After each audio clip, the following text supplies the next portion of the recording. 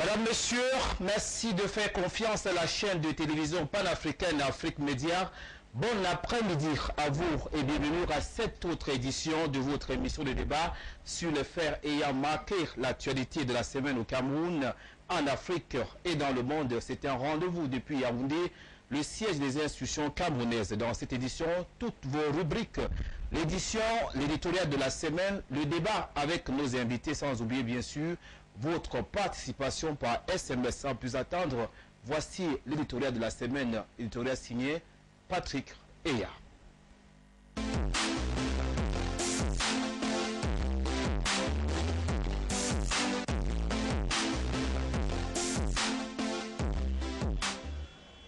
Comme l'Église catholique, orpheline de son pape depuis le 28 février dernier, le Cameroun est-il aujourd'hui dans la tourmente? La question, j'en suis sûr, taraude en ce moment même tous les esprits, bons ou mauvais, qu'ils soient d'ici ou d'ailleurs. Et ce ne sont d'ailleurs pas les arguments pour étayer cette question et d'ailleurs pour justifier ces inquiétudes qui feraient défaut, surtout avec la pléthore d'événements connus par notre pays et l'Église catholique ces derniers temps, surtout en cette année 2013.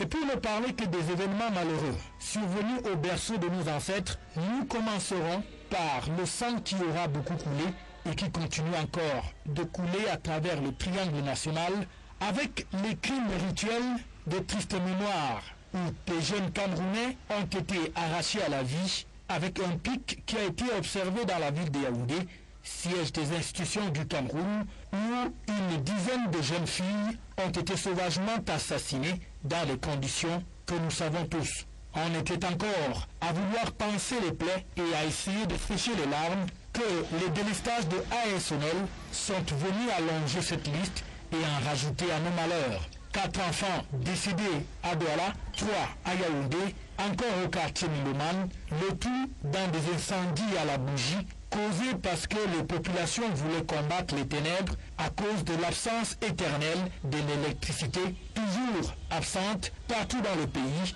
Pourtant les factures, elles, ne font que prendre l'ascenseur tous les jours.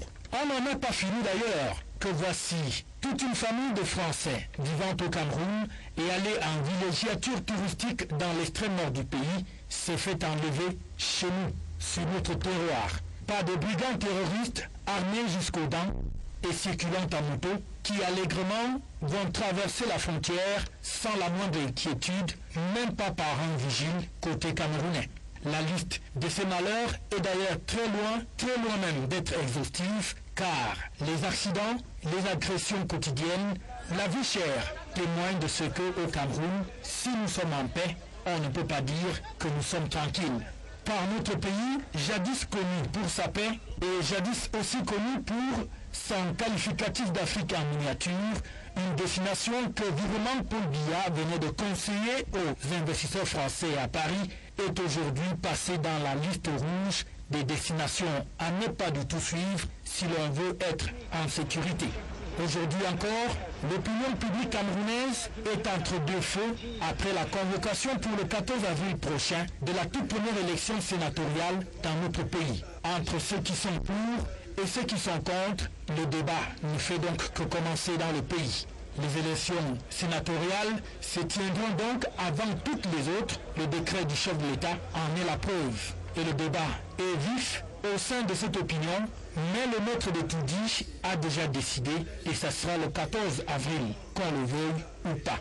En face, dans les rangs de l'opposition bien sûr, on ne manque pas de mots et de qualificatifs pour justifier cela. Hold-up, tricherie, dictature, roublardise politique et que sais-je encore. D'autres pensent même qu'il ne s'agit là ni plus ni moins qu'une volonté de conserver le pouvoir et de contrôler la tenace annoncée au Cameroun. Et c'est à chacun de voir avec ses peines, avec ses mots, avec ses convictions. Mais en attendant, Elections Cameroun, après l'échec de la première partie, va donc aller au rattrapage jusqu'au 29 mars prochain. Ceci pour essayer, une fois de plus, de partir de la moyenne de 4,5 à atteindre 7 millions d'électeurs au terme du processus. Parviendra-t-il? Là est toute la question, et on ne peut que dire « just wait and see », comme le disent les anglo-saxons.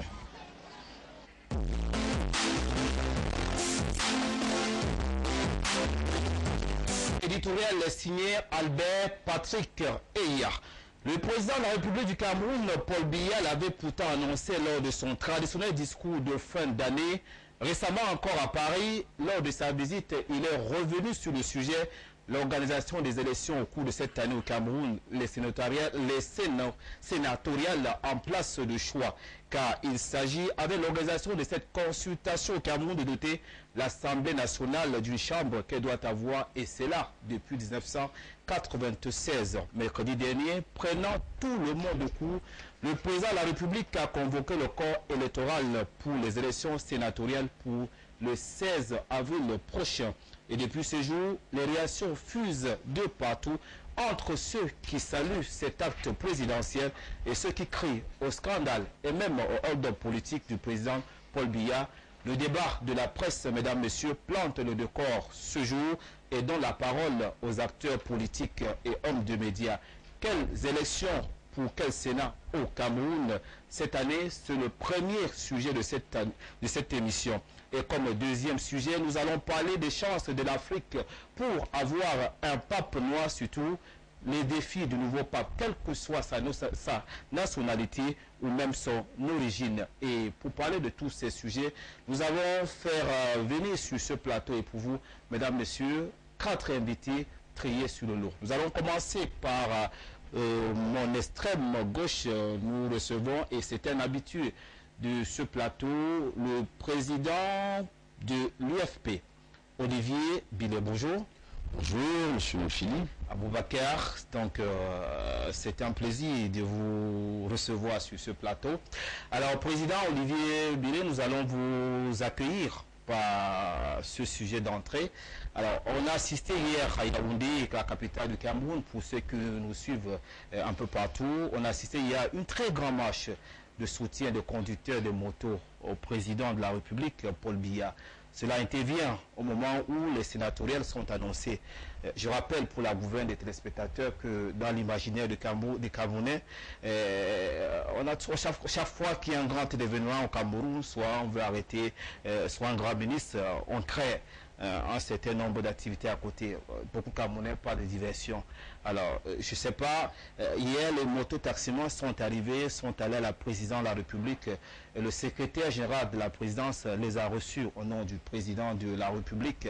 Alors, la question que je pose, président Olivier Bilé, est-ce un hasard de calendrier ou simple manipulation de ceux qui ont organisé cette marche pour détourner l'attention d'un certain nombre de Camerounais, surtout qu'aujourd'hui, je le disais en début de cette émission, la classe politique camerounaise est divisée au sujet de la convocation du corps électoral pour le Sénat.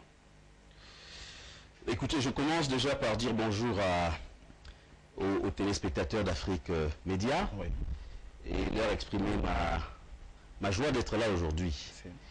D'autant que l'émission se fait avec un nouveau présentateur. Et je salue également mes copanélistes oui, autour de cette table. J'ai également été au courant de cette actualité. Tout comme vous, j'ai été surpris, pour tout vous dire, de ce que cette initiative a été prise d'une rencontre entre, disons, la présidence de la République. On se serait attendu à ce que ce soit le président lui-même qui rencontre les Benskil, mais manifestement, c'est plutôt secrétaire général, la présidence de la République qui l'a reçu. Il me paraît un peu curieux. Alors, je considère qu'il est tout à fait normal d'abord que le chef de l'État, je l'ai écrit dans mon livre programme que vous avez peut-être lu oui, à l'occasion de la présidentielle de 2011, j'ai écrit qu'il est souhaitable que le chef de l'État rencontre aussi souvent possible les acteurs de la société.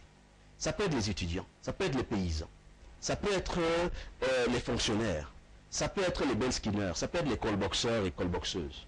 Il me semble que cela peut être mis sous le, je dirais, sous le sceau d'un acte de courtoisie républicaine tout à fait normal dans une démocratie qui se respecte.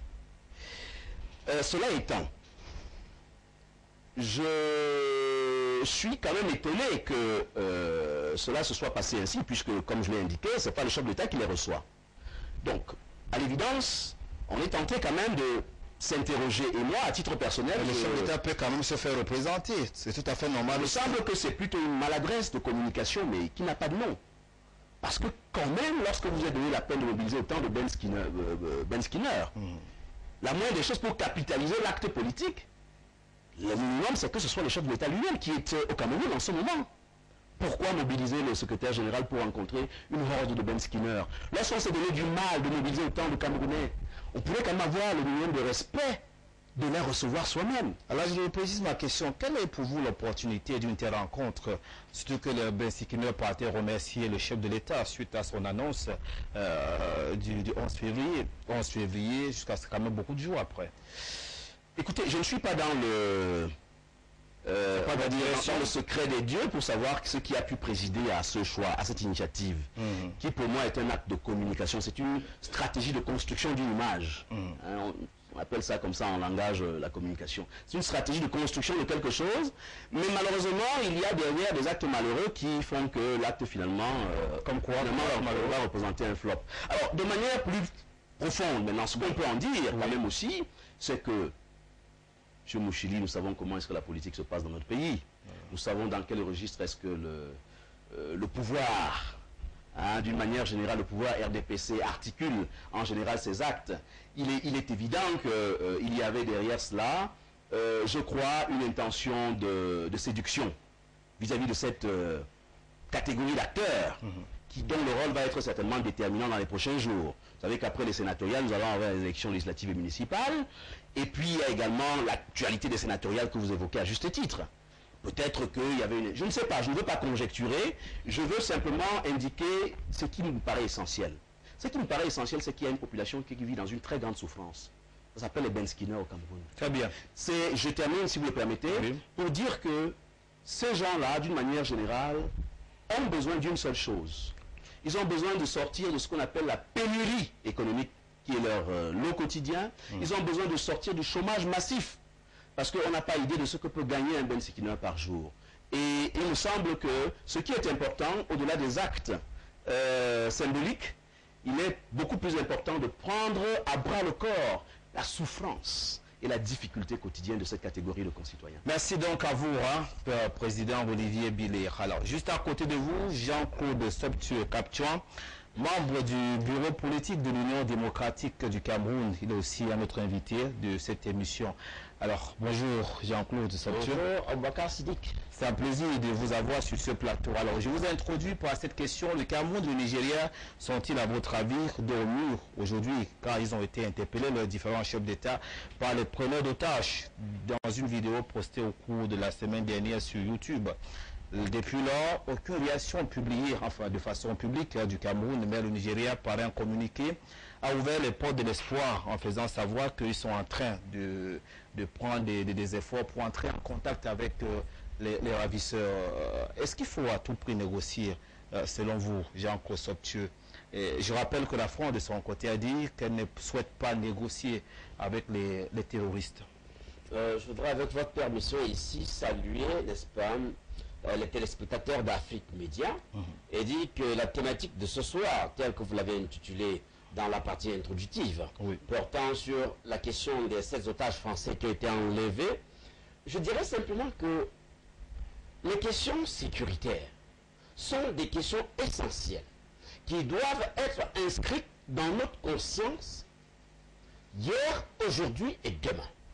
Parce qu'avec la situation que nous sommes en train de traverser dans notre pays actuellement, le gouvernement de la République, jusqu'ici, ne s'est pas prononcé de façon assez officielle, en dépit que le gouvernement de la République du Nigeria a fait passer un communiqué quelque peu un peu laconique, mais jusqu'à ce moment précis. Il y a une inquiétude parce que, de l'autre côté, il y a lieu de se poser un certain nombre de questions. Parmi les otages français qui ont été enlevés, il semblerait qu'il y aurait des élèves fréquentant un fustel de Coulanges. Et la question que l'on peut se poser, c'est de savoir, nous étions mardi ce jour-là, comment comprendre que des enfants qui auraient pu être à l'école se retrouvent plutôt du côté du Nord. Je voudrais donc simplement dire ici que la question sécuritaire dans notre pays, aujourd'hui, doit être inscrite dans les consciences, dans la conscience collective nationale, et dans la conscience collective internationale, pour faire en sorte que On ne devrait pas croire que c'est la propriété exclusive du gouvernement de la République. Mais non, tous les Camerounais, toutes les Camerounaises, nous tous, chacun en ce qui le concerne, est appelé à apporter une contribution pour que dans une synergie pensante, dans une synergie d'action, La question nous simple que vous puissions avez posée apporter une solution durable au problème qui est en train de se poser. Or, le gouvernement de la République jusqu'ici ne s'est pas prononcé simplement parce que on se sera en train d'attendre dans une république véritablement démocratique que des consultations soient opérées pour déboucher sur un consensus et que la position que le gouvernement de la République devrait prendre soit un peu l'émanation d'une pensée collective. Très bien, on vous a suivi. Merci à vous, donc, Jean-Claude Sobtué. Lui, il est économiste. Il est aussi membre du comité central du Rassemblement démocratique du peuple camerounais. Nous accueillons sur ce plateau le professeur Puce-Retour. Professeur, bonjour. Bonjour, bonjour à tous mes collègues panélistes. Bonjour aux téléspectateurs d'Afrique Média. Voilà, merci. C'était un plaisir aussi, professeur, de vous avoir, je crois, pour la première fois sur ce plateau. Pour vous, personnellement. Très bien, pour moi, parce que vous étiez déjà ici sur ce plateau avec Patrick Eya, qui est le présentateur attitré de cette émission. Alors, professeur, je vous accueille avec cette question cette semaine. Le ministre des Finances a invité la communauté des affaires au Cameroun, surtout le secteur privé et les hommes d'affaires, à participer à une opération financière qui vise à lever près de 250 milliards de francs CFA pour financer les grands projets, les projets structurants, les grands chantiers annoncés par le chef de l'État pour son septennat. Alors, on est quand même un peu embarrassé.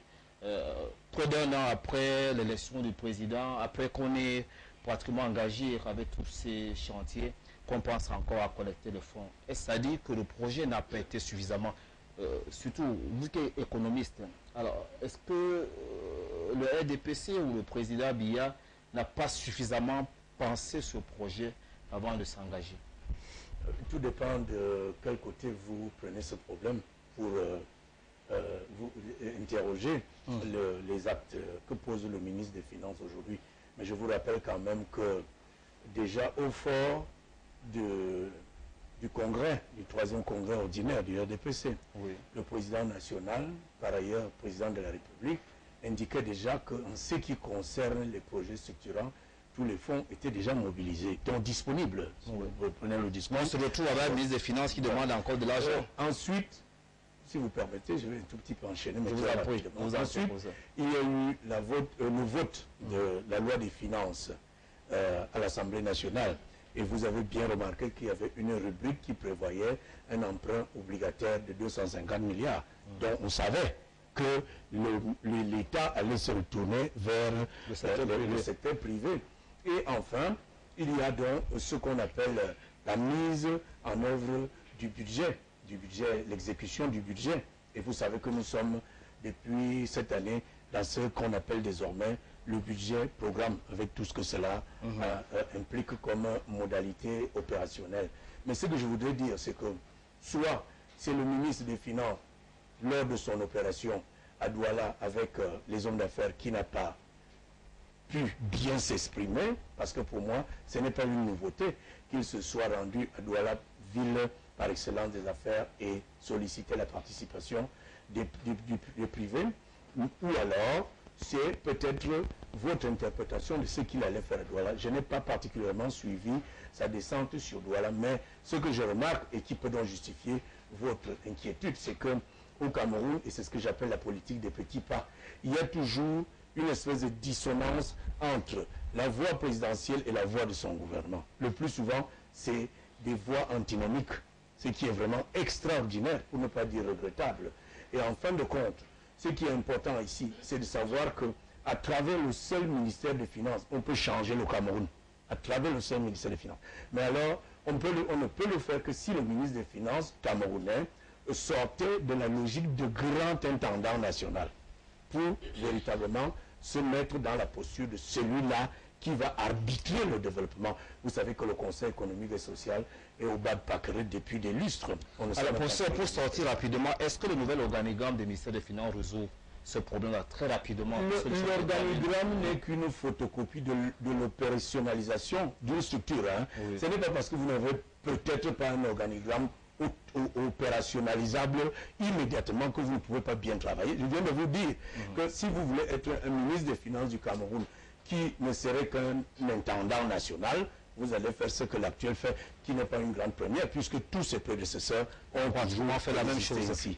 Merci beaucoup, professeur Puisse-Retour.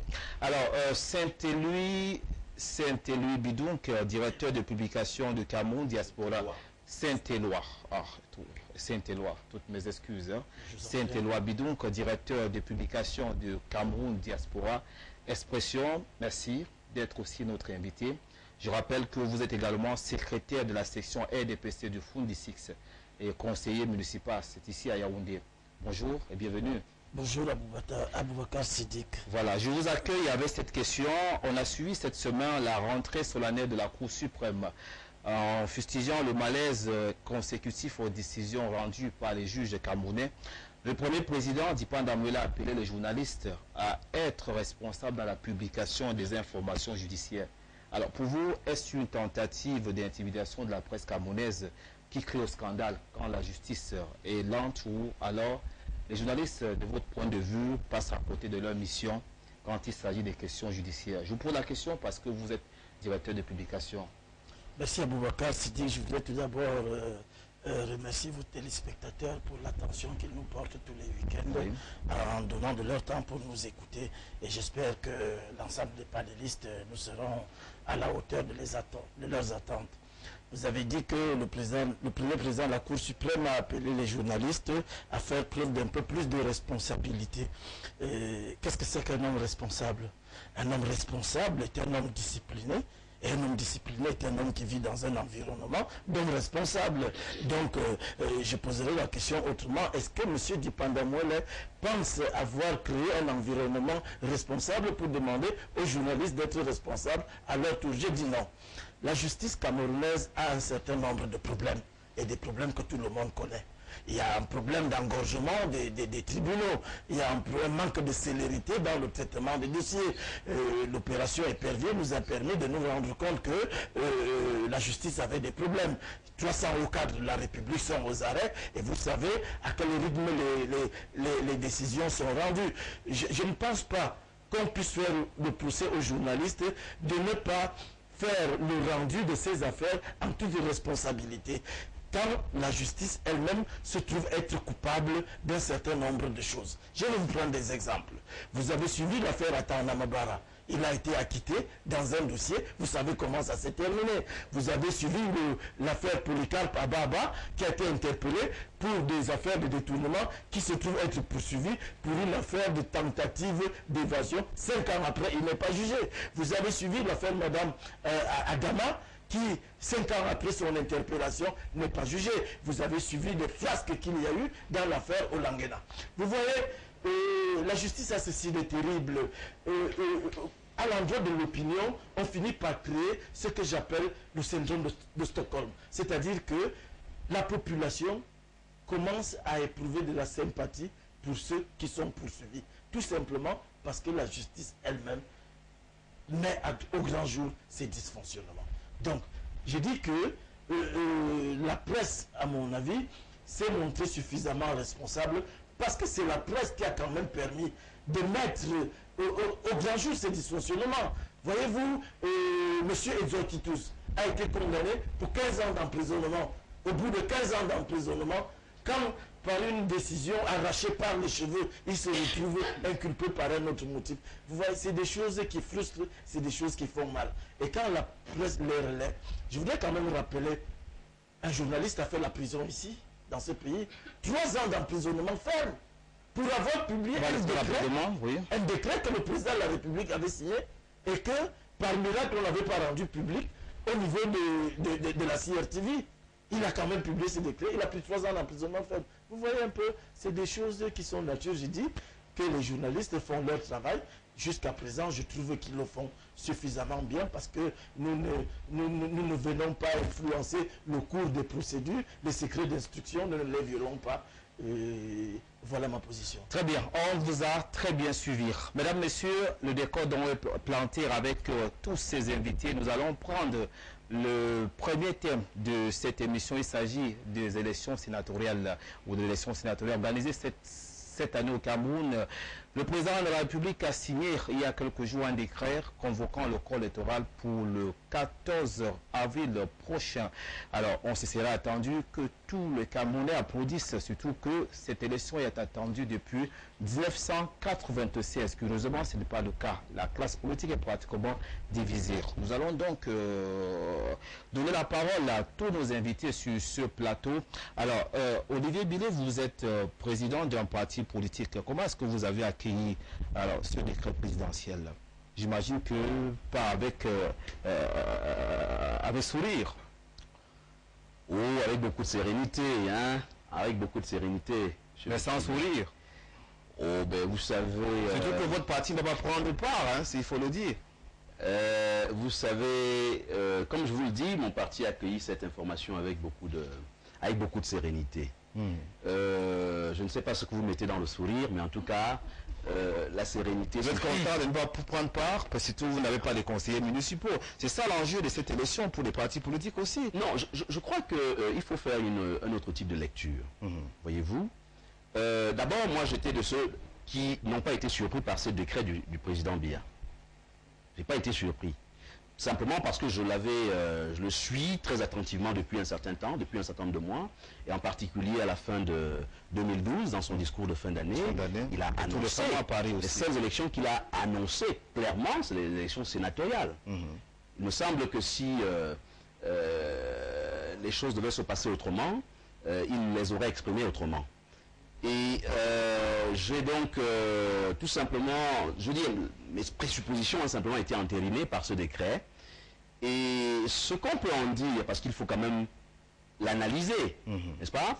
Comme vous l'indiquez, mon parti politique, comme beaucoup d'autres partis émergents, il faut le dire, sur la scène politique camerounaise, ne vont pas participer en tant que compétiteurs à cette opération sénatoriale.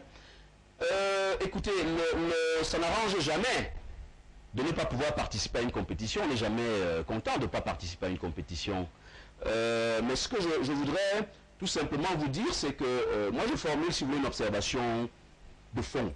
L'observation de fond que je formule, c'est de dire que c'est de marquer, si vous voulez, mon étonnement face à une situation qui veut que nous avons tous, partis politiques, majorité comme opposition, ENECAM, société civile, nous avons tous vilipendé, nous avons tous considéré que les conseillers municipaux actuels ont été élus sur la base d'un fichier électoral largement et éminemment corrompu. Et à partir de ce moment-là, à partir de ce qui s'est passé d'ailleurs au lendemain de dans le cadre de la présidentielle, le même constat d'irrégularité et de non-adéquation et d'inadéquation du fichier électoral a été relevé par tous les acteurs. Alors chacun s'est donc lancé dans la bataille des inscriptions biométriques sur les listes électorales. Nous y sommes allés tous. Et nous avons appelé les Camerounais à s'inscrire parce qu'il fallait crédibiliser désormais les élections qui allaient se passer sur la terre du Cameroun. Quand même un peu étonnant qu'au moment où ce travail de fond important est fait, que, eh bien, on se retrouve dans un processus d'élection qui, avec un collège électoral constitué d'acteurs élus dans des conditions assez, on va dire, inacceptables. Et que par ailleurs, ces acteurs ont d'ailleurs un mandat qui est largement forclos, puisque la prorogation qui leur a été accordée n'a été que dans la mesure où il fallait qu'ils puissent liquider les affaires courantes. Et donc, à partir surtout de l'observation fondamentale du début, nous étions probablement, je crois que l'essentiel des acteurs, moi j'ai beaucoup d'amis et de personnes qui sont au RDPC avec lesquels je discute, on avait une sorte de consensus, une idée qu'il fallait quand même que les élections se passent dans l'ordre normal des choses. C'est-à-dire qu'il n'y ait pas inversion du cadre électoral législatif et municipal se passe avant les sénatoriales. Mais je voudrais croire que le chef de l'État a nécessairement, on va dire, une lecture de la scène politique camerounaise qui n'est pas la nôtre. Il a peut-être une profondeur d'analyse qui n'est pas la nôtre. Il est aujourd'hui aux prises avec un certain nombre je dirais, de situations compliquées, et parvient aujourd'hui à constituer un volume d'arrestations assez considérable. Il y a les enjeux vis-à-vis de la scène internationale, il y a les enjeux de tout, y compris à titre personnel pour lui-même. Donc j'imagine que c'est tout cela qui l'a peut-être conduit à faire ce choix. C'est un choix du président de la République. Moi, je suis un leader politique. Tout ce que je peux faire, c'est l'analyser et de dire ce que je pensais comme étant dans l'ordre logique des choses. Maintenant, il a fait le choix des sénatoriales avant les législatives. Et ben, je crois que c'est un choix souverain. Nous, en tant qu'acteurs, nous n'aurons qu'à nous arriver à ce Alors, qu'on a pour décidé. faire plus retour, à suivre Olivier Billet et aussi à regarder ce qui se passe sur le terrain, on a l'impression que dans le camp du RDPC, on applaudit par simple convenance ou peut-être par respect pour le président de la République, parce que là aussi, on sait que beaucoup de responsables du RDPC attendaient les législatives et les municipales avant les sénatoriales.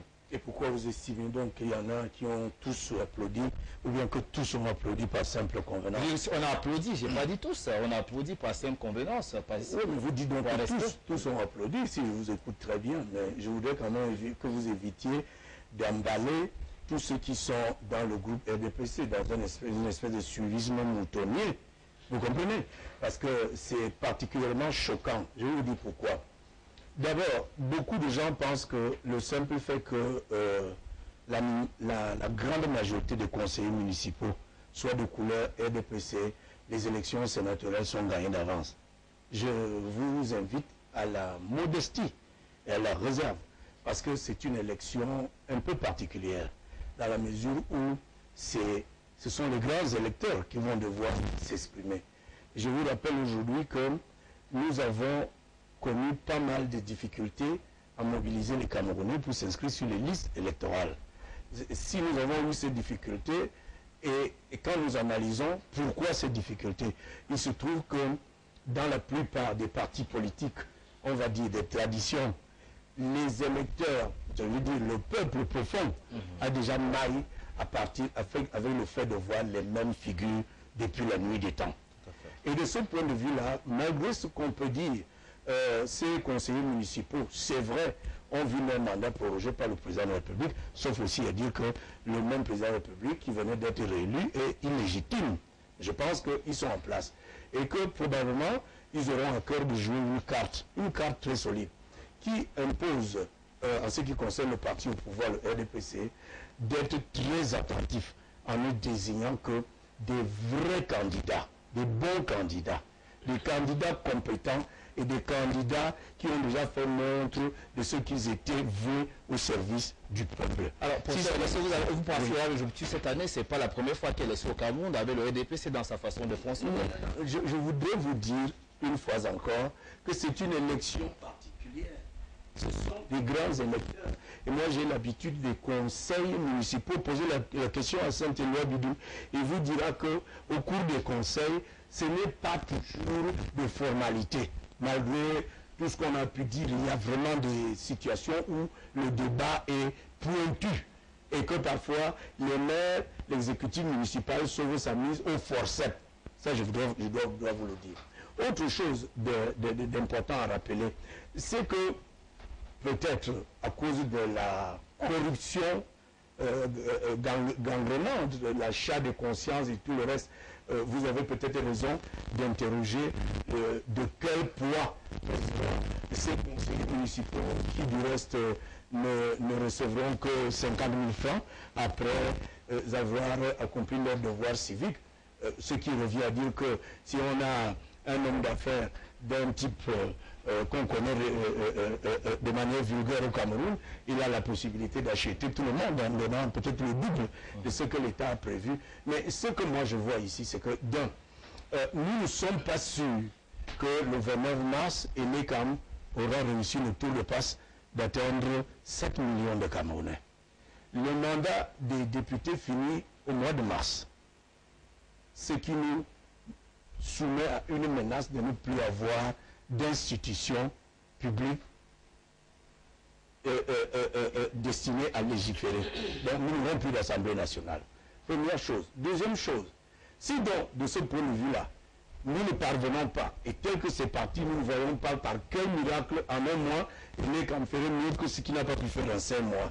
Est-ce que nous allons être un pays où le président de la République proroge le mandat des députés par décret présidentiel? Ce n'est pas normal. La vacance au pouvoir, vous la connaissez au Cameroun. Et si une situation de vacances nous arrivait maintenant, et vous comprenez pourquoi beaucoup de dirigeants politiques de notre pays ont de tout temps attiré l'attention sur cette inquiétude. S'il y a une situation de vacances au pouvoir, qu'est-ce que nous faisons? Je pense donc en étant pragmatique, et je me dis que de ce point de vue-là, le président de la République a été pragmatique, il se dit, j'utilise le fichier que j'ai, qui est disponible, on connaît ces électeurs-là, et puis je mets la deuxième chambre du Parlement, qui est prévue par la Constitution, en place, et de ce point de vue-là, même si l'ECAM ne parvient pas à atteindre son objectif, à savoir faire inscrire 7 millions de Camerounais, mais au moins, le Sénat étant en place, il peut légiférer en lieu et place de l'Assemblée nationale. C'est ainsi que j'ai simplement lu le décret du président de la République. Reste donc maintenant à souhaiter que les différents états-majors des partis politiques aient véritablement... Pour vous, peut-être avant de donner la parole à Saint-Éloi, pour vous, c'est pas un d'homme politique. Que le président a fait certaines presses ont titré Paul Biya dribble l'opposition camerounaise. Non, écoutez, il s'agit d'une histoire de position de pouvoir. Je vois difficilement les autres dans la même situation faire le contraire dans notre pays. J'aimerais qu'il aurait pu démontrer que si le SDF avait été dans la même position que le RDPC, il aurait fait différemment. Mais l'idéal, je viens de vous l'énoncer, aurait été que nous partions des municipales et législatives pour atteindre les sénatoriales. Mais en ce moment précis, avez-vous la certitude que nous aurons un fichier? Et vous savez pourquoi je me moque? Je ris, pas moquer, ce serait un thème très fort. Je ris en quoi? Parce que au sorti de l'élection présidentielle, nous avions un fichier qui demandait juste un peu de nettoyage sur la base des dysfonctionnements qui avaient été perçus par tout le monde. C'est l'opposition qui a crié encore à lui, a dit ah non, il vous faut la biométrie, comme si la biométrie était un miracle. Et voici donc la biométrie qui est là. Les populations camerounaises refusent de s'inscrire sur les listes électorales parce que, d'après elles, ces populations, le vote n'aurait plus de sens. Mais vous comprenez donc que biométrie ou pas biométrie, le problème est dans le mental des électeurs. Merci. Saint-Éloi, juste avec votre permission, il y a Jean Concepté qui souhaitait réagir. Je vous en prie. Moi, je crois que le décret du président de la République qui convoque le corps électoral pour les élections sénatoriales pour le mois d'avril soulève une problématique fondamentale, étant donné que le contexte dans lequel nous nous trouvons maintenant est un contexte dans lequel la mobilisation citoyenne doit concourir à la recherche de la décrispation dans notre pays et à la recherche du consensus politique. Parce que la précarité dans laquelle se trouvent les Camerounais actuellement voudrait que toute activité, toute action soit de nature à ressusciter et à faire renaître l'espoir aux Camerounais. Les Camerounais ont perdu l'espoir. La crise de confiance qui caractérise les Camerounais devrait pouvoir amener les acteurs politiques, quels qu'elles soient, de choisir l'opportunité des décisions et de le marier avec le contexte dans lequel on se trouve. Les élections sénatoriales sont des élections indirectes. Et le collège électoral est constitué des conseillers municipaux et des conseillers régionaux. À l'heure d'aujourd'hui, nous avons les conseillers municipaux qui ont été mal élus, mais nous n'avons pas encore les conseillers régionaux. Y compris ceux de l'UDC. Bien évidemment, cela veut dire simplement que le chef de l'État, en opérant de discriminer, ou tout au moins de choisir de façon partielle, le collège électoral qui doit élire une institution forte et solide comme le Sénat, revient simplement à dire que le déficit de gouvernance électorale dans notre pays revient en surface et nous amène à réfléchir. Est-ce qu'il y avait péril en la demeure pour que le chef de l'État d'organiser d'abord les élections sénatoriales avant les élections municipales et législatives, étant donné que les conseillers municipaux sont à terme de leur mandat et que du fait de la prorogation par le chef de l'État, ces conseillers municipaux peuvent continuer à jouir d'une certaine légalité républicaine, mais le déficit de légitimité républicaine qui se pose montre de façon assez claire que le Sénat que nous allons mettre en place demain ne bénéficiera pas d'une onction populaire. Quand je parle d'onction populaire, la recherche du consensus politique, la décrispation, qu'ils sont des leviers pour tout acteur politique qui voudrait non seulement armer les populations dans une vision globale dont ils portent et qu'ensemble, chaque Camerounais, chaque Camerounaise est appelé à apporter sa contribution dans le chantier de la construction nationale. Donc pour vous, et si on peut des actions oui. de déconstruction nationale. Parce qu'en réalité, ce que le président de la République vient de faire, ce n'est ni plus ni moins qu'une action de déconstruction nationale. Et que cette déconstruction vous interpelle et m'interpelle.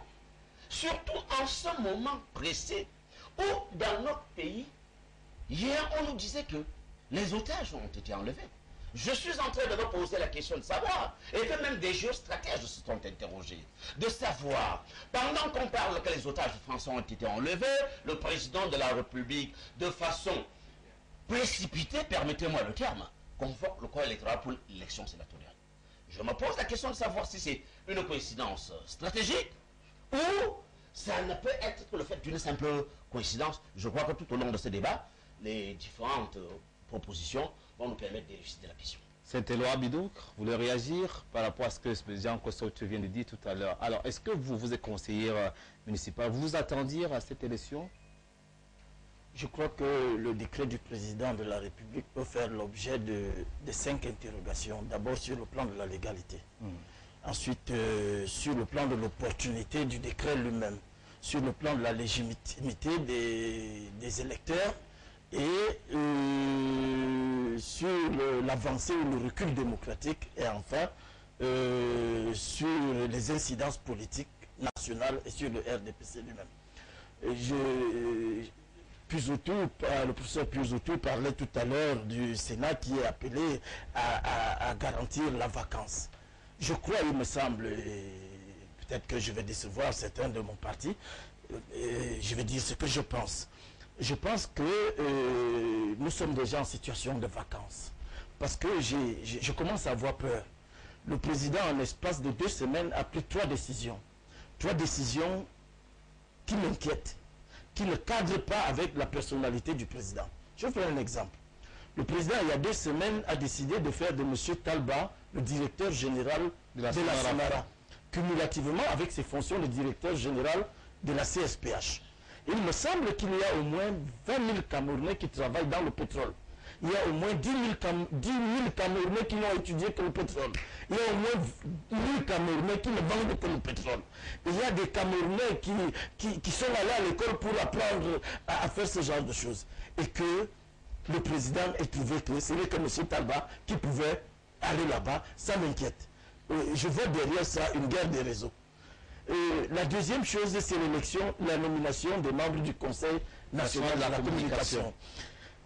J'avais une grande idée du Conseil national de la communication, c'est-à-dire que pour faire partie de ce conseil, il fallait avoir été un grand acteur, avoir roulé sa bosse, avoir fait des choses, avoir acquis une certaine expérience.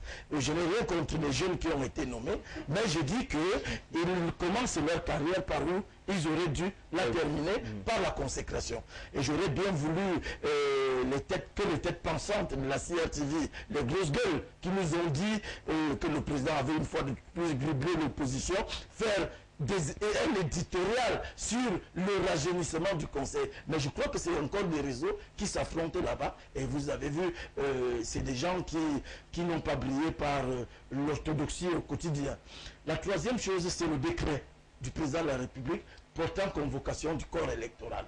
j'ai dit une fois de plus que bon, tous les Camerounais s'y attendaient, plus ou moins, dans la mesure où le président avait annoncé le 31 décembre qu'il y aura des élections sénatoriales. Donc sur le plan de la légalité, le décret du président est revêtu de toute la légalité nécessaire. Mais sur l'opportunité, je doute fort. Je doute fort qu'il soit opportun de créer un Sénat dans ce pays, pour deux raisons.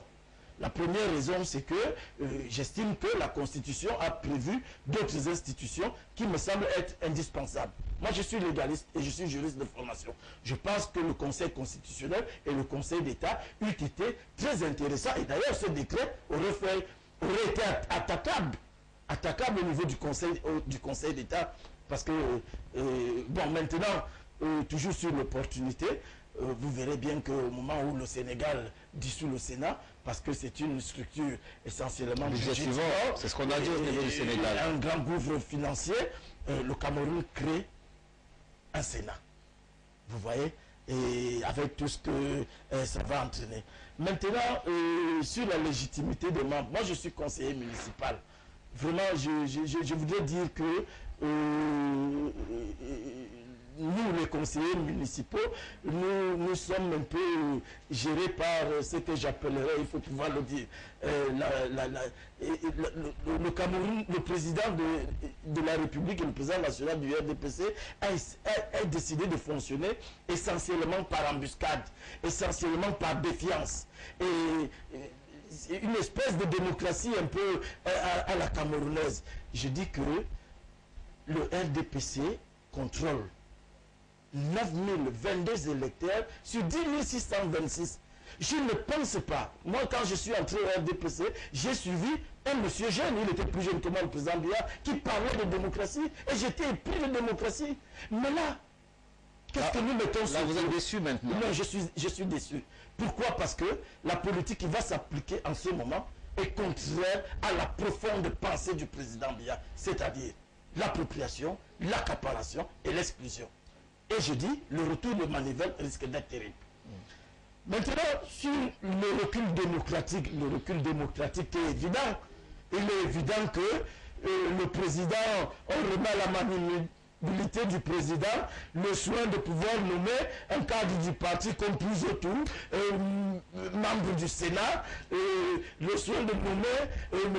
Ni-John Fundi, parce que détrompez-vous, tout calcul arithmétique fait, le SDF ne peut pas avoir un sénateur. Pourquoi? Parce que le SDF a gagné fortement dans ce qu'on considérait comme ses propres fiefs, mais dans l'ensemble, dans la région du Nord-Ouest, le SDF est minoritaire. Donc, vous voyez donc que le président va se retrouver en train de distribuer des postes à ses amis, et il me semble que, et si je veux faire une lecture peut-être simpliste, peut-être un peu compliquée, que le président est en train de dire au revoir aux Camerounais et il nous faut positionner. Ça veut dire que contrairement à ce que le procès puisse disait tout à l'heure à Olivier Billet, on s'avance vers une rasière encore complète du RDPC, après la rasière des députés à l'Assemblée nationale. Je vais juste chuter par une phrase. C'est de ça qu'il s'agit effectivement. C'est-à-dire que le RDPC aura la latitude, si le président le veut, d'avoir les 100 sénateurs. Et maintenant, au niveau du parti, ça pose un problème. Nous sommes à un mois et quelques jours de cette consultation. Moi, je suis élu RDPC. J'aurais peut-être voulu être sénateur. Vous voyez un peu. Mais comment ça va se passer? Je ne sais pas, peut-être le camarade Otou qui est membre du comité. On va prendre tout à l'heure la presse à Olivier Billet. Auquel cas on va donc se retrouver avec ce que le professeur disait tout à l'heure, des hommes politiquement insolvables, impopulaires, qui viendront brandir de l'argent et seront élus. C'est vrai, l'UFR ne sera pas parmi les partis politiques qui vont présenter les candidats. Sur 100 sénateurs, le président de la République a déjà 30. Qui sont, comme disait quelqu'un dans la rue, dans ses poches. Les partis politiques vont compétir pour 70 sénateurs. Alors, dans les conditions où ils sont pratiquement minoritaires dans les différentes communes du Cameroun. Alors, comment est-ce qu'on pourra aussi vraiment fonctionner au Cameroun avec un tel Sénat, Olivier Billet? Quel est un peu le scénario que vous voyez? Écoutez, M. Mouchili, je suis bien heureux que des choses lourdes aient été dites par mon ami Saint-Éloi Bidon. RDPC, il faut le préciser, c'est naturellement qui est militant du RDPC. chose qui au demeurant allait un petit peu à contre-sens de ce qu'indiquait Pius tout à l'heure, relativement à la question de qui sera sénateur dans les 70 élus. Il me paraît évident que lorsque un appareil politique se mobilise pour une élection, il est évident que le RDPC fera le tri de ses candidats et que je ne vois pas dans quelle mesure est-ce que un candidat issu de l'UFP puisse être élu par des conseillers municipaux issus du RDPC. Il faudrait une véritable opération du Saint-Esprit. Or, dans la politique telle que nous la pratiquons au Cameroun ici, je ne pense pas que cela soit possible. Alors, donc, effectivement, il y a une grosse inquiétude qui a du sens, qui pointe à l'horizon. C'est qu'on se retrouve avec un Sénat absolument monocolore. Entendu que, évidemment, le RDPC contrôle 90% de l'effectif des conseillers municipaux. Et donc, alors, je ne sais pas quelle est l'opération particulière, l'opération politique que le président au plan technique va mettre en œuvre pour au moins crédibiliser cette affaire-là. Mais il me semble évident que il y a une intention de mettre en œuvre une opération à caractère hégémonique, parce que bien évidemment le RDPC a toujours gouverné selon une logique hégémonique, une logique qui est telle que il ne faut même pas qu'en face il y ait un acteur, je dirais même moyen, un acteur d'un certain niveau. Je vous fais quand même savoir que depuis 90, nous avons quand même un RDPC qui est en situation de surobésité constante et permanente, et en face des partis politiques qui, en règle générale, végètent, se débrouillent. Donc, au fond, je crois qu'on ne doit pas être surpris de ce qui se passe aujourd'hui. Si on a permis que le RDPC soit dans cette position hyper dominante dans la scène politique, et que tous les cadres valables du pays, tous ceux qui ont une certaine capacité d'analyse politique, de production de l'action politique, les Saint-Éloi, les Pius surtout, qui sont là.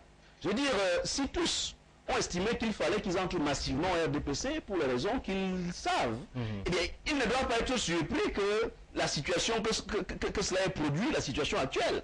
Si tous les fonctionnaires de la République ont estimé, ont considéré qu'ils doivent tous s'engouffrer dans le camp du RDPC, qu'ils les enrôlent massivement lors des élections, des opérations politiques sur le terrain, eh bien, ne soyons pas étonnés de ce qui arrive, me semble-t-il. Et je crois qu'à partir de ce moment-là, il est bon que les Camerounais, chacun en ce qui le concerne, soient interpellés, fassent leur examen de conscience pour se dire, mais enfin, quel modèle de démocratie avons-nous bâti? Nous avons contribué à produire un monstre énorme. Et ce même monstre est en train de nous zigouiller les uns après les autres. Voilà. Et donc, voilà ce que je peux dire à ce soir. Voilà, professeur, puis surtout, on va prendre la revue de presse tout à l'heure là. Alors, on ne peut pas avoir une démocratie forte sans institutions fortes. Alors, est-ce que vous avez vraiment l'impression que le président Biya en est vraiment pleine conscience de cette réalité? Au moment où lui-même il sait que en organisant les sénatoriales dans ces conditions, on risque d'avoir vraiment un Sénat avec tous les problèmes que nous connaissons déjà, ou peut-être la physionomie qui en elle-même était un problème pour le Cameroun. J'ai malheureusement l'impression que vous prenez véritablement le président Biya pour le Saint-Père, qui lui-même vient de nous démontrer que on peut très bien se retirer quand on est un Saint-Père. Et or, lui, il était élu ad vitam aeternam, hein, à vie. Et ce n'est que la mort qui le sortait de ce siège-là. Première des choses, pour dire à Saint-Éloi qu'il n'y a que quand les hommes de bien ont décidé de ne rien faire que les hommes de mal prospèrent. D'accord? Bon, première des choses, le président Biya est seul. Vous comprenez? Et je pense qu'autour de lui, il n'y a que comment je vais les appeler, une bande d'individus, voilà vraiment le terme indiqué, qui ne sont là que pour amasser, amasser, amasser et amasser. Personne ne veut travailler pour le Cameroun. Et de ce point de vue-là, que vous le vouliez, écoutez, que vous le vouliez ou pas, moi j'ai été avec quelques amis dans une logique qui visait à démontrer que c'est cet entourage qui faisait problème. Mais nous avons déjà évolué, puisqu'on ne peut pas supposer que le seul entourage fasse problème en 30 ans. Tout à fait. Mais qui fait l'entourage? Qui met l'entourage en place? Mais je demeure un Africain au sens anthropologique du terme, à savoir que je ne bouscule pas, comme l'ont fait certains pays, un chef d'État assis sur un siège. D'accord? Et mon devoir est d'accompagner le président Biya, parce qu'il lui reste 6 ans, sauf si Dieu décidait autrement. De ce point de vue-là, dans 6 ans, vous m'entendrez parler. Mais pour l'instant, je soutiens le président Biya. Mais je voudrais dire à Saint-Éloi que si les conseillers municipaux du RDPC véritablement vont dans le sens classique du vent, comme le fait la girouette, c'est qu'ils n'ont rien compris au cours de tout un mandat, puisqu'ils viennent même d'avoir une année de bonus de mandat. C'est quoi un conseiller municipal? Pourquoi on met un Sénat en place? On met un Sénat en place pour que les régions et les communes soient représentées au niveau national. Et quand on vous explique un tout petit peu la logique de fonctionnement d'un Sénat, vous comprenez que ce sont de hautes personnalités politiques. Et c'est à ce niveau que moi j'ai été heureux d'écouter le premier président de la Cour suprême. Même si vous, journalistes, vous récupérez tout à votre corps défendant parce que une partie de son développement pendait à démontrer encore qu'il avait été suffisamment clair. Une partie de la presse fait ceci. Il serait souhaitable que ces gens se rappellent quand même que ce sont des faits répréhensibles. Mais le premier président de la Cour suprême nous a donné une formidable leçon de vie en République. D'abord, la question de la légitimité. Quand j'entends Jean-Claude Soptieux, c'est des rhétoriques de vieux partis. C'est plus facile de discuter avec Olivier Bélé. Et lui-même, il se reconnaît comme des partis émergents. Jean-Claude Soptieux n'est pas différent de conservateur de mon parti. Tel a fait ceci. C'est parce qu'on veut nous empêcher de faire cela. L'autre jour, nous débattions dans le cadre de l'expression des partis politiques. Il nous démontrait qu'on fait des histoires les plus inqualifiables et les plus condamnables à Bafoussam. J'ai dit, mais dénoncez ces gens au lieu de généraliser. Ce ne sont pas toutes les élites du RDPC qui sont les partisans de ces micmacs. Dites bien qu'un tel à Bafoussam ou un Bouddha fait ceci. Vous comprenez? Donc je pense que en conclusion, je ne voudrais pas être long. Oui. Moi, je pense que même si Saint-Éloi croit qu'il n'y avait pas opportunité, il y en a une en ce moment. S'il y a vacance de pouvoir et compte tenu de toutes les, j'allais dire, les frustrations qui se sont déjà amoncelées, le pays ira très mal. Et il vaut mieux quand même que nous ayons cette institution en place. Autre chose, ne croyez pas que c'est tout le monde qui est un adepte de l'accumulation, quitte à ce qu'on traîne finalement de grosses casseroles. Les institutions dépendent de qui les anime. Et nous revisitons une déclaration de quelqu'un qui a dit que c'est dans les moments difficiles qu'on reconnaît ses vrais amis. Les vrais hommes, oui. Les vrais hommes dans les moments difficiles. Alors, si donc on conjecture et que finalement on conçoit le Sénat camerounais comme une chambre de retraités et de fatigués, dans ce cas, Saint-Éloi Bidou aura raison. Mais tel que nous entrevoyons cette chambre haute et nous prendrons de la voix. Je suis candidat à rien parce que c'est pas mon rôle. C'est une chambre monocolore et que c'est là que ça va. Vous savez qu'en ce moment, dans l'Assemblée nationale, il y a quand même une trentaine de députés qui font perdre le sommeil à beaucoup de ministres. Je ne vais pas me mettre ici à vous reciter dans la nuit les diverses négociations, ce qui se passe. Et parfois, la charge est sonnée par ces députés RDPC, qu'on appelle d'ailleurs les opposants. Très bien, c'est entendu, professeur. Nous allons prendre la deuxième pause de cette émission. Il s'agit de revue de la presse.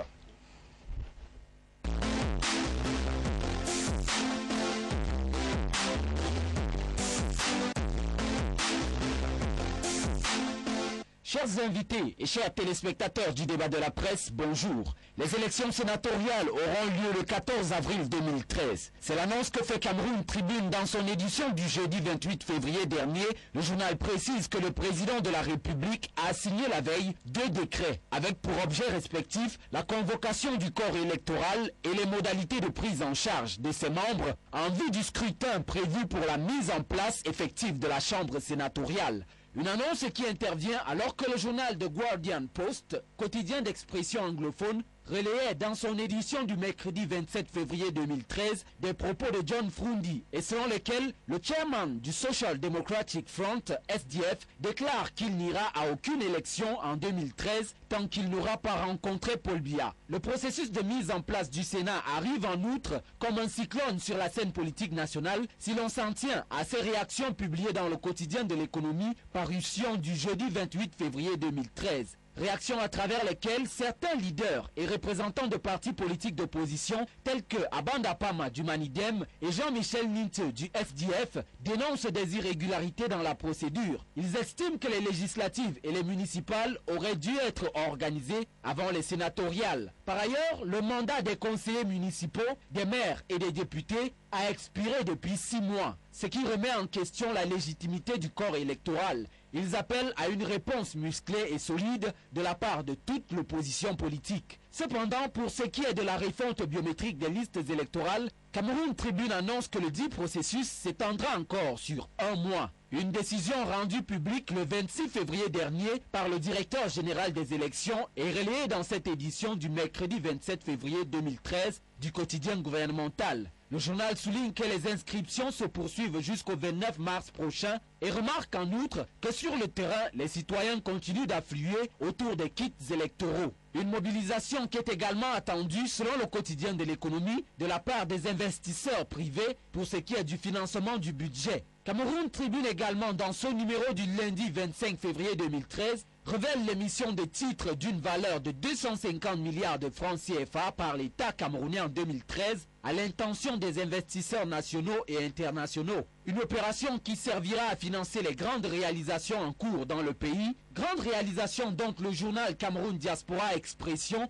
présente le bilan dans ce numéro 1 an après leur lancement. Un bilan somme toute satisfaisant si l'on s'en tient à la parole de ces quelques acteurs. Le ministre de la Santé André Mamafouda par exemple note à ce jour un développement des infrastructures sanitaires de pointe. Une satisfaction que l'on peut également déceler dans ces propos de Laurent Serge et Toundingwa et selon lesquels le ministre des Petites et Moyennes Entreprises souligne que les grandes réalisations sont visibles à travers le pays. Mais qu'en est-il du processus de la décentralisation? Diapason annonce que la dotation générale est encore bloquée et que le Premier ministre Philemon Yang a demandé à ses collaborateurs de lui soumettre les projets de texte visant à remettre ces fonds aux différentes communes avant le 14 mars prochain. Il a également parlé aux assureurs, selon ce numéro de Cameroun Tribune paru le mardi 26 février 2013. Philemon Yang leur a recommandé de penser aux démunis à travers l'extension de la couverture de leurs services. C'était lors de l'ouverture de la 37e Assemblée Générale de la Fédération des Sociétés d'Assurance de droit national africain, la FANAF, tenue cette semaine à Yaoundé.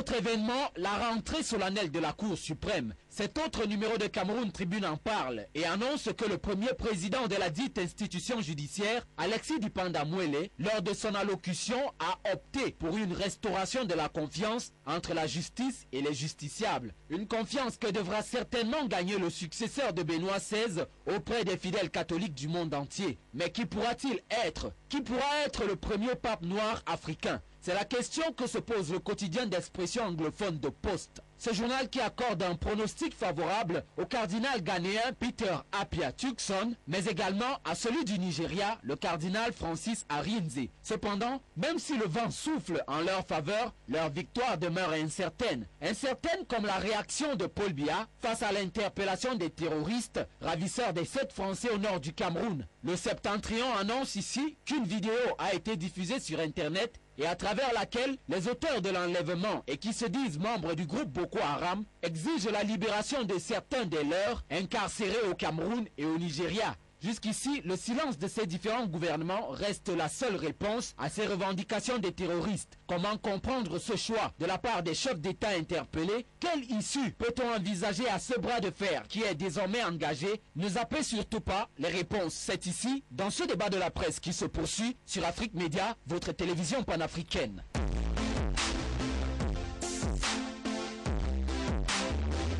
Voilà, revue de presse signée Cédric Bonomo. Mesdames, Messieurs, merci toujours de nous faire confiance si nous sommes sur Afrique Média, la chaîne de télévision panafricaine. Avant de prendre cette pause de revue de presse, Jean-Claude Sobtieux, vous avez été interpellé par professeur Puissoto.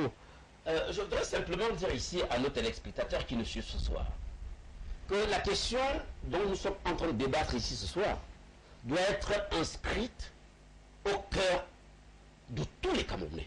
Pour la simple raison que le Cameroun tient sur un fil. Si ça bascule à gauche ou si ça bascule à droite, personne ne sera épargné. Mais je dis que le président de la République, en optant organiser l'élection sénatoriale avant les élections municipales et les élections législatives, on a l'impression que le chef de l'État a opté pour la théorie de la guerre. Je le dis pourquoi. La souveraineté d'un peuple est exercée par soit le président de la République ou les députés représentés à l'Assemblée nationale.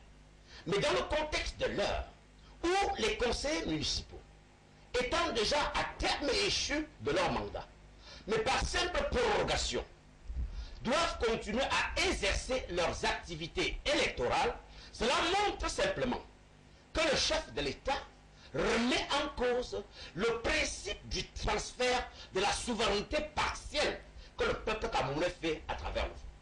Parce que lorsqu'un citoyen va voter, il opère un transfert partiel de sa souveraineté à lui.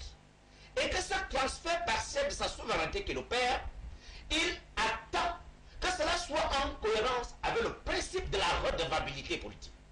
Et le principe de la redevabilité politique voudrait que lorsque vous avez choisi quelqu'un, le mandat que vous lui donnez n'est pas un mandat définitif. Le mandat est un mandat partiel. Et maintenant que le mandat est un mandat partiel, on est en train de s'interroger. Et la conclusion à laquelle on aboutit, c'est simplement que le chef de l'État, par cet acte, a confisqué la souveraineté du peuple. Voilà, merci, ça oui, rapidement, parce que le discours apocalyptique que vient de tenir Monsieur Soptieux est inquiétant et ça me semble être une dictée préparée. Je voudrais dire que il y a eu ce qu'il y a eu.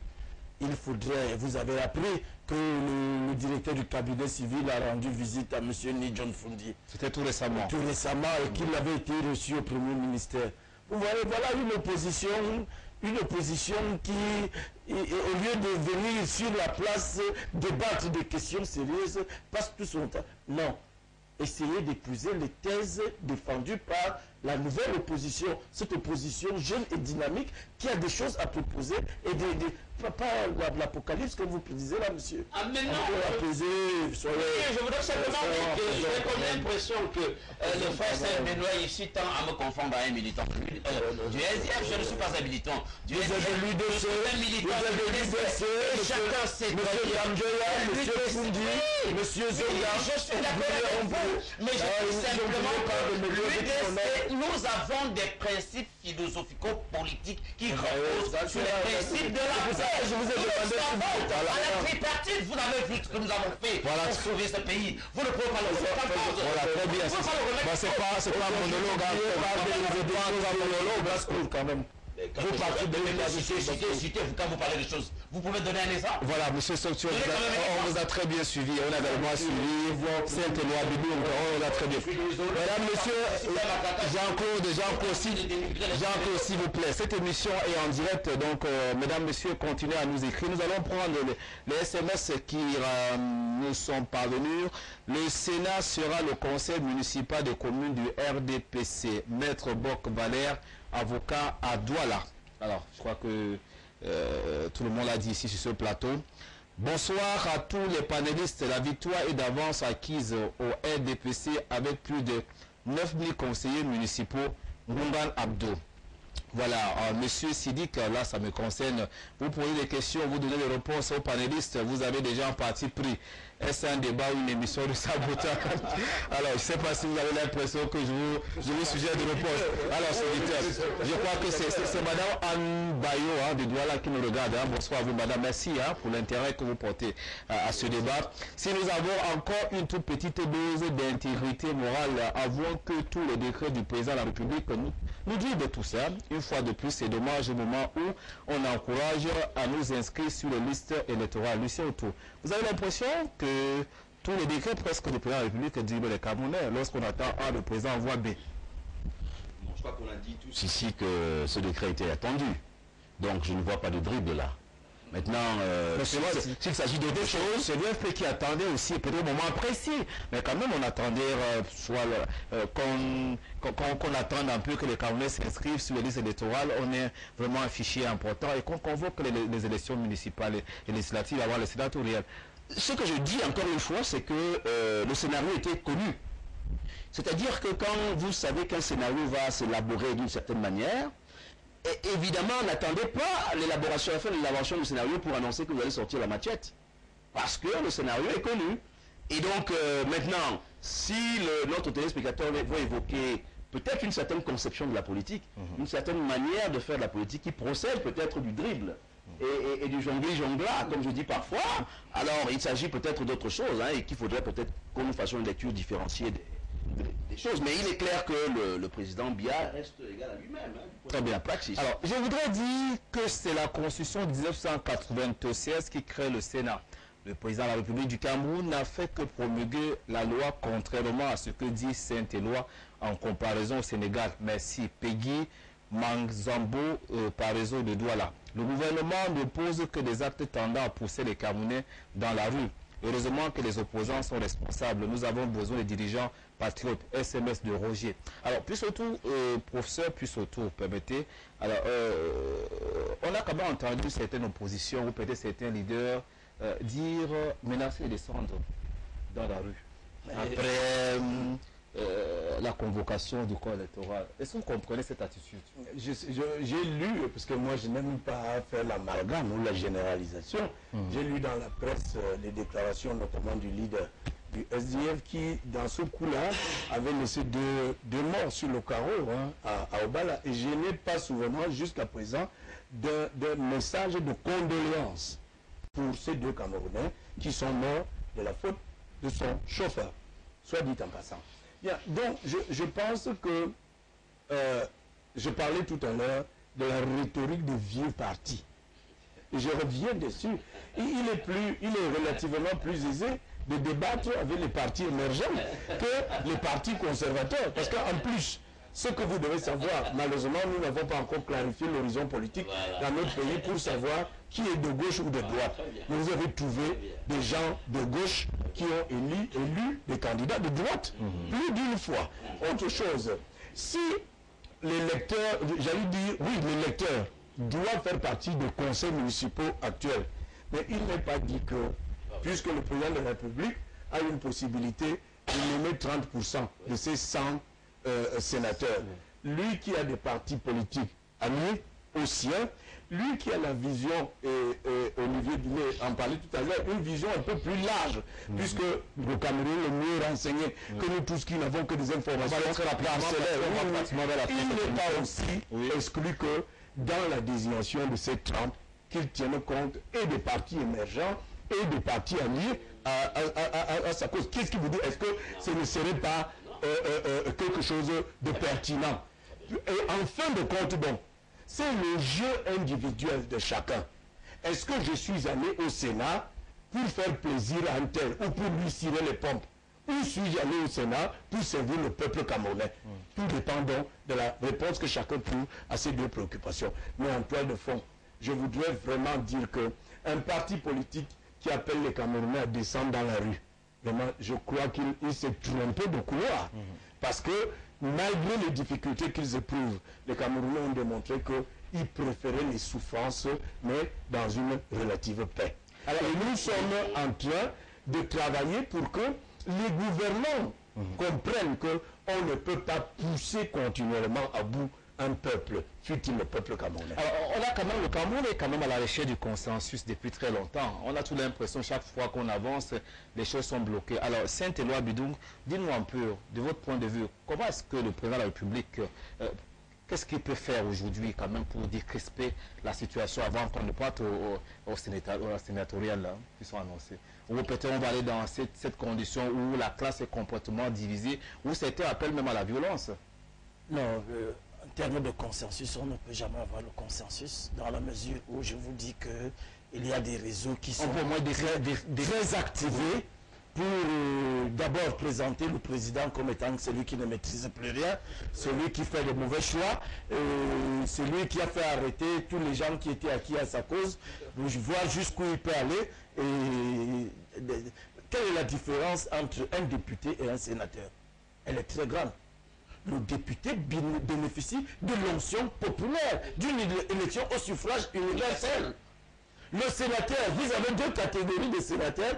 Un qui est élu au suffrage universel, indirect, c'est-à-dire par des gens qui tiennent leur légitimité par le décret du président de la République, et des gens qui tiennent leur légitimité juste par le président de la République. Ils seront redevables et responsables devant qui? Et vous voyez donc que le comportement désinvolte qui va d'abord s'installer au sein de ces structures ne peut pas amener le consensus. Et vous voyez, je dis que le président est pris en otage. Et j'ai envie de demander aux militants du RDPC, et je prends ça sur moi, de libérer le président. De descendre dans la rue pour demander la libération du président. Rendez-nous notre président, parce que nous ne le reconnaissons pas dans ce genre de truc. Vous n'aurez jamais le consensus, pour la simple raison que, une fois que le président va répartir le gâteau de 30 députés, peut-être en donnant à quelques-uns qui auraient donné pendant 28 ans au sein du RDPC comme moi, ceci, en donnant à des amis comme Boubabelo qui gère un parti, Ndamjoya qui l'aura accompagné pendant 30 ans dans une opposition qui est, comme vous savez, qui dégène parfois au creux. Bon, vous voyez. Alors c'est pas pour que vous répondiez, hein, Jean. Alors moi la question on est en train de sortir, hein. La question que vous posez, est-ce que tel que on voit les choses sur le terrain, est-ce qu'on couvre un boycott d'une certaine opposition camerounaise de cette élection? Je voudrais dire que lorsqu'on essaye de faire une analyse des statistiques, on fait une projection de façon assez évidente. Cette position n'engage que Soptiu. Ce n'est pas la position de l'UDC. Oui. Je pense que les partis politiques de l'opposition, la grande majorité, vont boycotter ces élections-là. Pour laisser la latitude que le Sénat soit un Sénat monocolore. Peut-être ça peut arranger le président de la République. Peut-être ça peut arranger notre communauté. Mais je dis une chose. Les responsabilités que nous prenons à un moment donné de l'évolution de notre histoire, il faut faire très attention parce que la précarité existentielle dans laquelle nous nous trouvons actuellement là n'autorise pas une certaine déconstruction de la République. Une certaine déconstruction de la République parce que actuellement les conseillers municipaux vont voter. Mais qu'est-ce que demain quand on va mettre le conseil régional en place? On aura mis le conseil régional pendant qu'il y a un Sénat qui les a exclus, qui existe. Devra-t-on en ce temps-là dissoudre le Sénat pour reprendre les élections en intégrant les conseillers régionaux qui ont été exclus du processus de mise en place du Sénat? Nous disons ça relève encore de la cacophonie institutionnelle. Et cette cacophonie institutionnelle nous amène sur ce plateau à demander ici et avec véhémence que les institutions de la République soient l'émanation d'une onction populaire. Ça fera du bien à tout le monde. Olivier Boulet? Oui, écoutez, je terminerai peut-être en disant quelque chose qui me paraît essentiel. Vous savez, je n'ai pas toujours été tendre vis-à-vis du président de la République. Je suis toujours d'ailleurs systématiquement monté au filet lorsqu'il y a eu une situation de crise, une situation qui était mal gérée par le pouvoir actuel. Mais j'ai la forte intuition que notre pays est à la croisée des chemins. J'ai le sentiment que notre pays est dans un temps qui est un temps extrêmement complexe. Et je crois que de ce qu'a dit Pius tout à l'heure, il faut retenir l'essentiel. Et j'adhère assez à ce qu'il a indiqué. C'est-à-dire que le président qui est passé par énormément de tribulations, sur tous les plans, et qui aujourd'hui est aussi, je dirais, jusqu'à ce qu'il parte d'une manière ou d'une autre, en responsabilité du pays, doit se situer dans un état d'esprit qui l'amène à prendre de la hauteur par rapport au pays. Je dis bien prendre de la hauteur. Parce que quand vous êtes un acteur politique qui a fonctionné dans un certain registre pendant un certain temps, il arrive, normalement, nous sommes africains, il arrive un moment où la sagesse vous amène à considérer que le peuple que j'ai dirigé là, si je ne prends pas de la hauteur, ça va être le chaos. Et il n'a aucun intérêt lui-même à ce que ce soit le chaos. Me semble-t-il. Et j'ai envie d'espérer. Je voudrais croire, je voudrais espérer véritablement que les choix qu'il fait aujourd'hui sont des choix guidés par une certaine sagesse, même si objectivement, nous avons analysé les aspects juridiques, les aspects politiques, etc., les aspects même de légitimité, pour nous rendre compte que, quand même, les choses n'auraient pas dû se passer comme cela. Toutefois, mais là, vous fondez votre foi sur quoi, Olivier Billet? Je fonde ma foi sur une sorte d'intuition, sur ma foi précisément, c'est-à-dire que quelque chose qui me irrigue de l'intérieur et qui me laisse penser. Est-ce que vous vous rendez compte que tous les ingrédients qui pour faire ces sauces sont des très mauvais ingrédients? Moi, je vais vous dire une chose, M. Mouchili. Nous sommes dans une situation d'opposition. Moi, je dis même souvent de proposition. Proposition au peuple du Cameroun. Ça, c'est la posture de mon parti politique. Oui, et nous disons ceci, en tant qu'acteur politique émergent, nous avons un rôle à jouer dans ce pays. Et nous ne pouvons que dire au Cameroun les choses telles que nous les sentons. Moi, je terminerai en disant que, dans le fond, les partis politiques de l'opposition qui vont pouvoir compétir à cette élection, si je devais leur donner un conseil, j'ai peut-être pas de conseil à leur donner, peut-être que je devrais m'abstenir, mais en tous les cas, je m'abstiens même. Mais moi, je dis que, tel que je vois le pays se comporter aujourd'hui, du point de vue de ma foi de foyiste, vous savez que je suis un foyiste, je prône le foyisme politique, je dis que je sens que notre pays est dans un temps qui est un temps complexe, un temps où le président de la République doit prendre la hauteur. Je voudrais croire qu'il prend vraiment de la hauteur. Très bien, on finit avec le professeur plus autour, en peut-être deux ou trois phrases, professeur, autour l'organisation de cette élection sénatoriale, les conséquences pour le Cameroun. Ben, écoutez, les conséquences, ce sera soit nous avons un bon Sénat, un Sénat où ses membres légiféreront utiles, ou alors une chambre d'enregistrement où les membres ne comprendront pas pourquoi ils sont là. Et de ce point de vue, c'est le pays entier qui va en pâtir. Et c'est ce que nous disons tous les jours. Je vous le dis aujourd'hui comme demain parce que je ne suis candidat à rien.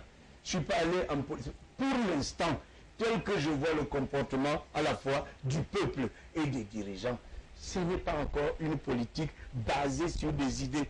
C'est une politique de clan, une politique de tribu. Ce n'est pas cela la démocratie. Très bien, c'est entendu. Merci à vous donc, professeur Puce-Retour. Nous allons prendre d'autres SMS sur ce plateau et Saïdou Dongaoundele nous a écrit, il dit « Je pense que l'opposition a raté face au régime en place puisqu'ils n'ont rien à proposer aux Camerounais, notamment les jeunes. Paul Biya a donné beaucoup aux jeunes. Il y a 2 ans, on parlait de 25 000 jeunes recrutés à la fonction publique. Maintenant, on est en train de parler de 200 000 emplois.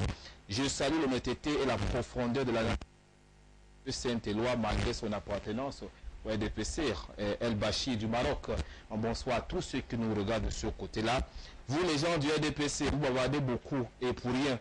Le pays va mal et vous-même, vous le savez, un jour les choses changeront. Alors, d'autres SMS, s'il a été prouvé que c'est Titus Edouard qui gérait le cabinet civil et prenait les décisions d'État, alors qu'il nous dit, alors on ne nous dit pas que ce soit un autre qui le fait. Biya ne gère plus ce pays. Les sénatoriales nous le prouvent, M. Zambo. Alors, les jeunes nommés au Conseil national de la communication sont essentiellement les communicateurs qui critiquent évidemment violemment M. Biya dans les médias. Désormais, ils vont se taire. SMS en nom. Écrivez-nous avec des noms, s'il vous plaît. Bonsoir, s'il vous plaît. Hein? C'est pas si sûr, hein? Non, faisons pas de procès d'intention. Voilà, attendons de voir donc à l'œuvre le point des panélistes. Bonsoir, s'il vous plaît. Peut-on être président de la République et être à la tête du Sénat? Merci, SMS en non. Réponds très rapidement.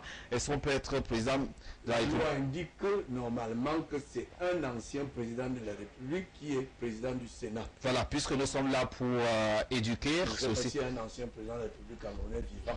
Tout ça, on n'en a pas encore, on n'a pas au Cameroun pour l'instant. Marius de Yaoundé nous écrit, pouvez-vous vous expliquer comment va se passer les élections, candidature, campagne, déroulement, etc. Très rapidement. rapidement en une seconde, comment ça va se passer les élections? Les candidats ont 15 jours, il reste 12 ou 13 là, pour déposer les candidatures dans les démembrements départementaux de l'ECAM. Très bien. Voilà.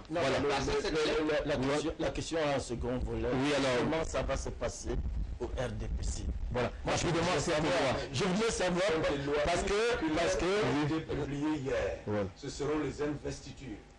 Bien indiqué. Vous voyez, justement, c'est là où je voulais qu'on aille. Vous voyez donc le recul démocratique qu'il y a à l'échelle nationale et au sein du parti de RDPC. On a bien vu. Alors bonjour à tout le panel sénatorial en Guamé à cause de M. Billard. Je salue le courage de professeur Puce Autour et de Saint-Éloi Bidon et aussi de Olivier Binet ou est Patrick Keya, SMS en Claude. Patrick Keya vous reviendra la semaine prochaine si peut être Dieu.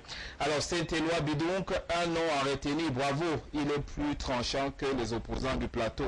Guy Gérard du Douala. Alors pour la première fois, un membre du RDPC objectif, M. Bidon, la question de vacances ne se pose pas aujourd'hui.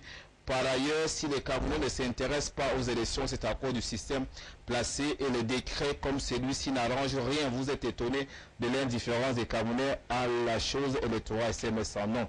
Alors Saint-Éloi, vous êtes un brave, mais nous n'avons pas besoin d'un Sénat. À quoi sert d'abord l'Assemblée nationale? Bon, toi. Alors c'est Antoine qui nous dit, professeur Puce Autour annonce ses couleurs pour 2018, qu'il pense que Probia n'y sera plus. Attention d'être le prochain Marafa. Alors, si et seulement si je prendrai indûment les ressources de l'État. Très bien. Alors pour l'instant, vous ne touchez pas aux ressources de l'État.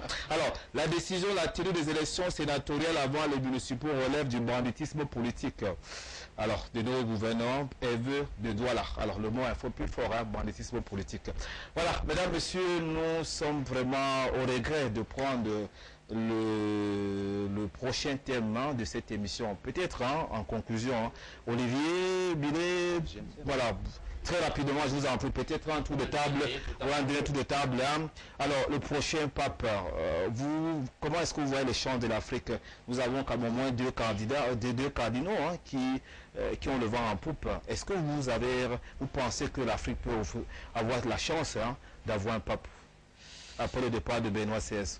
Écoutez, moi je salue d'abord le courage de Benoît XVI, qui a laissé tomber... comment on va dire cela, l'outil, parce que ne se sentant plus en capacité, n'est-ce pas, de faire le job. Et ça, je pense que c'est une attitude tout à fait moderne qui me grandit. Alors, je pense qu'il n'est pas exclu qu'il soit parti pour un certain nombre de raisons qui ont été évoquées par la presse, et ceci m'amène peut-être à la question de celui qui pourrait lui succéder. Alors, évidemment, pas pour venir jouer les marionnettes, hein, selon certaines presses. Nous ne pouvons souhaiter que le prochain pape soit africain. Ce serait une bonne chose en réalité, parce que la mobilité de la fonction est toujours un avantage. Hein.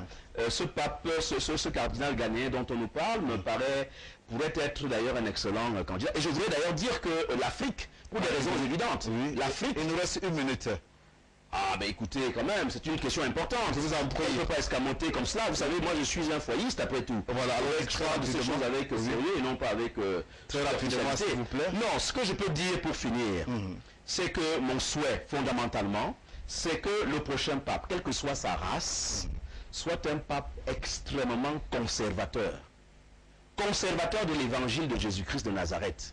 C'est-à-dire que ce soit un pape qui soit quelqu'un qui ne lâche pas face au lobby homosexuel, face au lobby franc-maçon, face au lobby rosicrucien, Illuminati et de tout cet occultisme mondial qui tente à opprimer le sort du monde et à menacer, à faire planer un péril sur le monde entier. C'est le péril de Sodome et Gomorrhe. Vous savez que Sodome et Gomorrhe, ancienne cité de la Palestine, eh bien, ces deux cités-là, Sodome et Gomorrhe, fut détruites par une pluie de soufre et de feu. Alors, j'ai encore parce que précisément, c'est important, je vous en prie. Le mot sodomie, qui est la pratique des homosexuels, sodomiser, ça vient de Sodome. Les gens ne le savent pas toujours.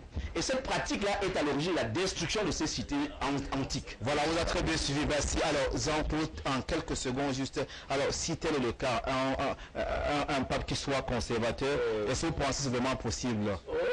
que c'est très difficile parce que c'est une très grosse machine de la mafia. Oui. Ne perdez pas de vue qu'actuellement, l'économie italienne a sérieusement des problèmes. Et que dans leur stratégie, ils ne perdront et ils vont tout faire pour que le prochain pape soit un Italien. Et que actuellement les lingots d'or qui se trouvent au Vatican, là, on peut de façon assez subtile les utiliser pour reboucher. Très bien, c'est entendu, merci beaucoup. Alors, Saint-Éloi Bidonk, votre point de vue, un pape africain, vous voyez. D'abord parce qu'un pape africain l'Afrique constitue le berceau de la foi aujourd'hui. Vous voyez, on a construit des grandes cathédrales en France aujourd'hui qui ne servent plus à rien.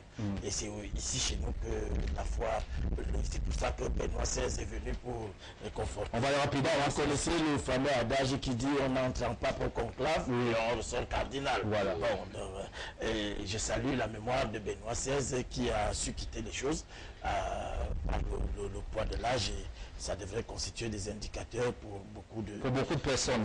Alors on l'a même dit. En termes de mission, il devra vraiment combattre tout ce qu'il y a, des églises éveillées, comme la scientologie et autres qui ont, vous savez, tout ce qu'il y a eu dans le cadre. Donc ça doit être un pape qui a une personnalité très forte. Très bien. Alors on finit avec le professeur Puisse-Retour. Professeur, votre regard, le prochain pape, le monde entier aujourd'hui, et même l'église catholique urbaine. Non, puisque vous me demandez si un Africain aurait des chances. Oui. Mais si on regarde le rapport de force, il est très inégal. Parce que Joseph Ratzinger, l'ancien pape, a restructuré le collège des cardinaux. Il a donné une prééminence, un poids très lourd à l'Italie. Et donc, ce que disait Jean-Claude, tu es tout à fait vrai. Il est fort probable que le prochain pape soit un Italien. Mais qu'on le veuille ou pas, une chose est certaine. Au-delà de l'homosexualité dont a parlé Olivier Billet, il va falloir combattre cela avec la dernière énergie. Il faut restructurer la Banque du Vatican qui recycle l'argent de la mafia. Voilà les deux éléments qui ont été à la base de la démission de l'ancien pape, parce qu'il s'est rendu compte que même autour de lui, personne n'était d'accord. Voilà, merci donc à vous, professeur Puisse-Retour. Merci également à vous, Saint-Éloi Bidonk. Merci Jean-Claude Sobtur. Merci aussi à vous, président Olivier Billet. Mesdames, Messieurs, merci pour votre bienveillante attention. Nous ne partirons pas de ce studio sans remercier tous ceux qui ont travaillé pour cette émission, Christian Diomont et toutes les autres collègues de la rédaction et aussi les techniciens d'Afrique Média. Merci, fois de plus, pour votre bienveillante attention. C'était le débat de la presse de ce samedi sur la chaîne de télévision Afrique Média.